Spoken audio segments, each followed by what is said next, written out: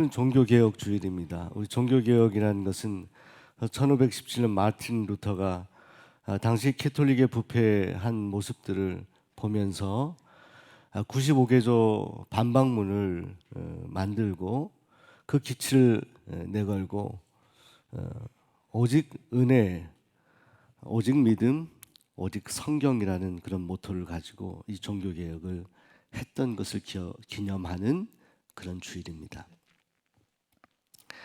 우리가 과거로 돌아가자 이런 말을 하게 되면 뭐 그런 생각을 하게 되죠. 저도 과거로 돌아가자 이러면은 정말 돌아가고 싶지 않은 그런 과거들도 있습니다.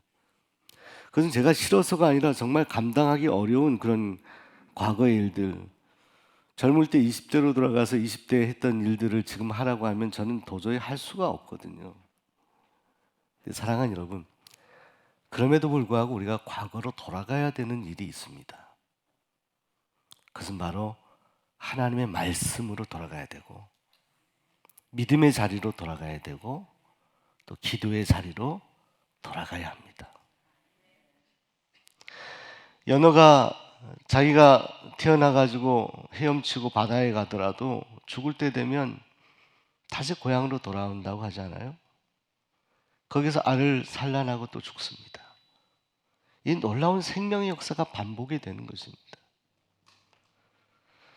사랑하는 여러분, 오늘 이 종교개혁주의를 맞이해서 오늘 우리가 생각해야 되는 것은 내가 하나님 말씀으로 돌아가야 될 터인데 정말 내가 돌아가고 있는지, 완전히 돌아온 상태로 100% 완전한 자리에 있지 못한다 하더라도 돌아가는 그 과정 가운데 몸부림하고 있는지를 우리가 좀 살펴볼 필요가 있을 것 같습니다.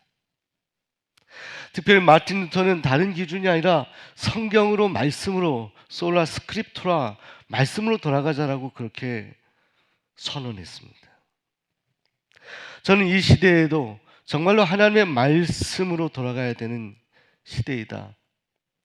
우리 크리스찬들이 정말 많은 일들을 해야 되고 세상에서, 사회에서도 많은 영향력을 끼치며 살아가야 되겠지만 가장 중요한 것은 세상을 바라보기에 앞서 오늘 나 자신을 돌아보며 내가 정말 하나님 말씀으로 돌아가야지라는 결심을 해야 할 때라고 생각을 합니다. 우리 심령의 변화, 개혁이 없이 세상을 변화시킬 수 없어요. 오늘 우리 심령 가운데 세상의 방법이 아니라 하나님의 방법, 성령께서 우리에게 임재하셔서 그 능력이 아니면 우린 세상을 개혁할 수 없습니다. 이 민족의 역사 가운데 수많은 개혁이 있었습니다.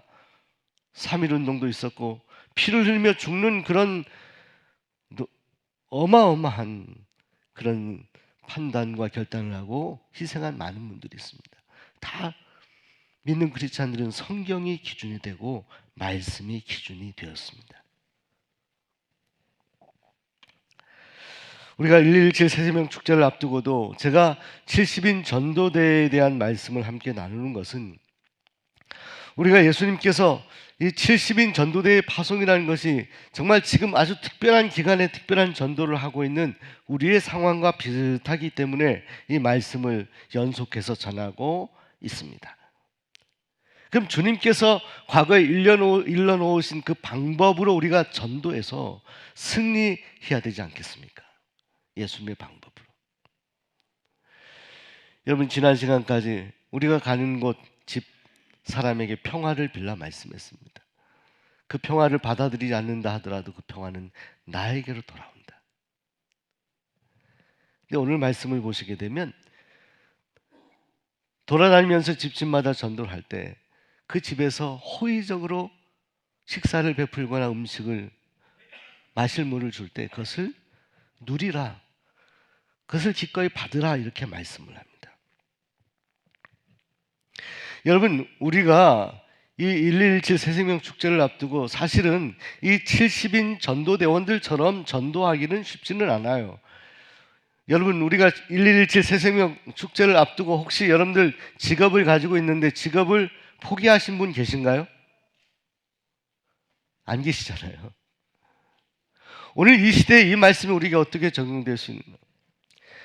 근데 70인 이 전도대원들에게 예수님은 너희가 가는 집집마다 복음을 전하고 들을 때에 너희에게 호의적으로 음식을 베푸는 것을 너희가 기꺼이 누릴 권한이 있다라고 말씀합니다. 이것은 너희가 나의 일꾼이고 삭슬 받는 거다.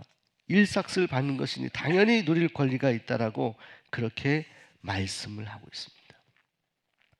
저는 오늘 말씀을 묵상하면서 우리가 전도라는 것, 영혼 구원이라는 것하고 우리의 생계라는 것하고 때로는 갈등을 일으킬 때가 있습니다. 비단 전도뿐만이 아니라 우리의 신앙생활하는 일과 전도하는 일이 이렇게 겹치거나 상충될 때 우리가 때로는 혼란해할 때가 있습니다. 그러나 우리가 기억해야 되는 것 한 가지가 있습니다. 오늘 주님께서 너희가 다니는 곳마다 먹을 것을 줄 때 그것을 먹으라고 하는 것은 전도자가 삶의 모든 것을 하나님 앞에 드리며 마음과 생각을 전도에 집중하며 살아갈 때 하나님은 우리의 삶을 책임져 주신다는 것입니다. 사람이 아니라 하나님이 책임져 주신다. 여러분, 하나님께서는 때로는 굉장히 역동적으로 역사하시기도 하지만 하나님은 때로는 우리가 아무것도 인지하지 못한 채로 살아가고 있을 때 하나님은 조용히 하나님의 역사를 이루어 가실 때도 있습니다. 우리가 하나님께 마음을 집중하고 정말 하나님께서 우리를 사랑하셔서 구원하신 그 은혜에 감사하며 나와 같은 영혼들, 내가 예수 믿기 전에 그런 영혼들 전도하는 그런 마음을 우리 마음에 가지고 우리의 본업이 다른 직업이 있다 하더라도 그 직업을 가지고 생활하면서 돈을 벌고 살아가고 분주하게 살아가더라도 우리의 마음을 영혼 구원에 쏟아 놓으면 하나님께서 하나님의 자녀들을 책임져 주시고 인도하신다는 거예요. 그 예수님께서 말씀하셨잖아요. 먼저 그의 나라와 의를 구하라. 그리하면 여러분 해보세요. 그리하면 이 모든 것을 너희에게 더하신다고 말씀하신다. 하나님의 나라에 집중하고 하나님의 말씀을 붙들고 살아가고 영혼 구원에 집중하며 살아가는 하나님의 백성들을 하나님 그냥 내버려 두시지 아니하신다는 겁니다. 집집마다 그들에게 먹을 것을 줄 때 먹으라, 마셔라, 기꺼이 그렇게 하라. 왜 그럴까요? 그것을 다 주신 분이 하나님이시기 때문에. 그리고 나서 이런 말씀을 합니다. 이 집에서 저 집으로 옮기지 말라 이렇게 말씀합니다. 이것은 무슨 말씀이냐? 우리가 전도를 하기 위해서 어느 집을 들렸는데 우리를 호의적으로 베푸는 그런 사람을 만났을 때 음식을 먹고 마시를 먹고 다관을 먹고 어떤 분은 뭐 돈이 필요하면 돈을 주겠으면 돈을 줄 수도 있겠죠. 그런데 그때 이 받는 것에 익숙해가지고 더 좋은 혜택을 어느 집이 더 우리를 더 영접하고 우리를 다 잘 대접할 수 있을까 생각하며 옮겨 다니지 말라 이런 의미일 수도 있겠지만 저는 이 말씀을 묵상하면서 그런 생각을 하게 되었습니다. 어느 한 집에서 호의적으로 우리가 예수를 믿겠다 이렇게 긍정적으로 반응할 때 그 집에 좀 더 집중하라. 여러분, 전도 대신자 작성서 써내신 분들이 있습니다. 몇 명을 써내셨습니까? 여러 명을 써낼 수도 있고 한 분을 써낼 수도 있을 거예요. 근데요, 제 경험으로는 올해 2024년 대신자 작정하고 우리가 117 새생명 축제를 할 때 그때 하나님께서 여러 명을 우리가 써내긴 했지만 집중하게 하시는 한두 사람들이 있습니다. 우리가 대화를 걸 때 또 전화를 하거나 만나서 대화할 때 마음을 열고 대화를 하려고 하는 그런 사람들이 있습니다. 그때는 너무 많은 사람들을 전도하려고 하지 말고 거기에 집중하라. 이 집에서 저 집으로 옮기지 말라. 이 집에서 호의적으로 반응하고 복음에 대해서 마음을 열려고 하는 그런 모습이 보인다면 그 사람에게 좀 집중하며 그 영혼을 구원하기 위해서 먼저 최선을 다하라는 말씀으로 해석이 됩니다. 그리고 주님은 반복하여 8절에 다시 너희를 영접하는 자들이 차려놓은 것을 먹으라고 하시는 말씀 이후에 이런 말씀을 하십니다. 거기 있는 병자들을 고치고 또 말하기를 하나님의 나라가 너에게 가까이 왔다 전하라. 여러분, 이 구절의 말씀이 중요한 거예요. 왜냐하면 지금까지 70인을 모았잖아요. 몇 명씩 파송했어요? 몇 명? 둘씩 파송을 했습니다. 저들에게 돈을 많이 가지고 가려고 그랬죠. 필요한 생필품을 가방에 메고 가라 그랬죠. 그거 가지고 말라. 신발을 여러 켤레 준비하라 그랬죠. 아니, 가지고 가지 말라. 빈털터리로 가라. 가서 평안을 빌라. 그리고 거기에서 너희들에게 음식을 주는 그 음식을 마음껏 누리라. 먹어라. 당연하다. 그런데 이 구절의 말씀에서 특별히 거기 있는 병자들을 고치고라는 말씀을 하는데요. 전 당시에 이 예수님께서 70인을 파송하실 때의 가정 상황들을 짐작하게 됩니다. 얼마나 병자가 많았으면 거기 있는 병자들을 고치고라고 설명을 했을까? 여러분, 사실 우리가 가만히 들여다보면 몸이 다쳐서 병자일 수도 있고 갑작스럽게 어떤 질병 때문에 병자일 수도 있지만 우리가 보이지 않는 곳에 병을 앓을 때도 있어요. 요즘에 가장 심각한 병이 우울증 같은 병이라고 합니다. 왜 그러냐면 이 우울증은 자살 충동을 일으키기까지 하기 때문에 그래요. 목숨을 던져버려요. 다치면 몸이 부러지거나 다치면 기부스를 하고 오랫동안 있으면 되고, 또 암에 걸려도요 항암 치료를 잘하고 의술이 발전돼서 의사들을 잘 만나고 기도하면 하나님 고쳐주시는데 우울한 것만큼 어려운 병이 없거든요.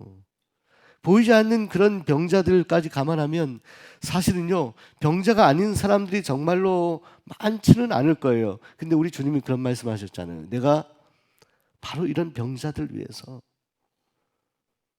이 땅에 오셨다 말씀. 주님은 70인을 파송하시면서 거기 있는 병자들을 고치라 합니다. 고치라.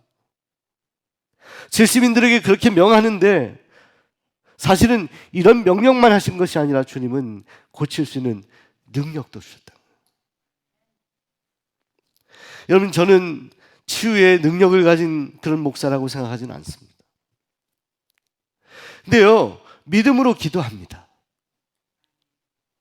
금요일 날도 치유 성령 집회라고 해서 여러분들 오셔서 기도하는데 안수 기도할 때도 믿음으로 기도합니다. 왜냐하면 정말 인간의 생명을 주관하시는 분이 하나님이심을 믿기 때문입니다. 그건 의사도 아니라 약도 아니라 하나님이 주장하시는 거예요. 우리의 생명의 시작과 마지막을 어느 인생이 다 알 수 있겠어요? 시작은 알 수 있을지 모르지만 누가 우리의 생명을 거둬가는지 그때는 알 수 있겠습니까? 살아가는 날들 동안에 우리가 수많은 질병을 얻게 되기도 하고 작은 질병에서 큰 질병까지 얻게 되기도 하는데 이 질병을 근본적으로 치료하시는 분이 하나님이시죠. 이렇게 병자들을 고치라고 하는 것은 이 70인 제자들에게 무엇을 말씀하냐면 너희가 믿음을 가지고 가기를 원한다는 거예요. 믿음을. 이 병자들을 고칠 능력을 내가 너희에게 부어줄 터이니 제발 너희들 믿음을 가지고 가라. 주님이 70인 제자들 그 전부터 데리고 다니시면서 많은 병자들을 고쳤던 것을 아마 70인 제자들이 보았을 거예요. 너희도 할 수 있다. 너희도 할 수 있다. 믿음으로 선포하라. 고쳐라. 그리고 이렇게 말씀합니다. 그리고 그들에게 또 말하기를 하나님의 나라가 너희에게 가까이 왔다 하라. 사랑하는 여러분, 전하는 복음의 내용을 정확하게 평안을 빌라라고 말씀하신 우리 주님께서는 오늘 이 구절에서 병자들을 고치고 하나님의 나라가 가까이 왔다고 말하라. 하나님의 나라. 사랑하는 여러분, 오늘 복음을 전하는 성도들에게 먼저 그 하나님의 나라를 먼저 인정할 수 있는 믿음이 있게 되기를 소원합니다. 하나님의 나라. 여러분, 하나님의 나라를 소망하십니까? 하나님의 나라가 오늘 여러분의 것임을 믿으십니까? 그런데 우리 주님이 이 하나님의 나라라는 단어를 참 많이 사용하셨어요. 주님이 사역을 본격적으로 시작할 때 회개하라, 하나님의 나라 천국이 가까웠느니라 이렇게 말씀하셨고요. 공간복음서 가장 첫 번째 쓰여진 마가복음에도 보면 때가 찼고 하나님의 나라가 가까이 왔으니 회개하여 복음을 믿어라.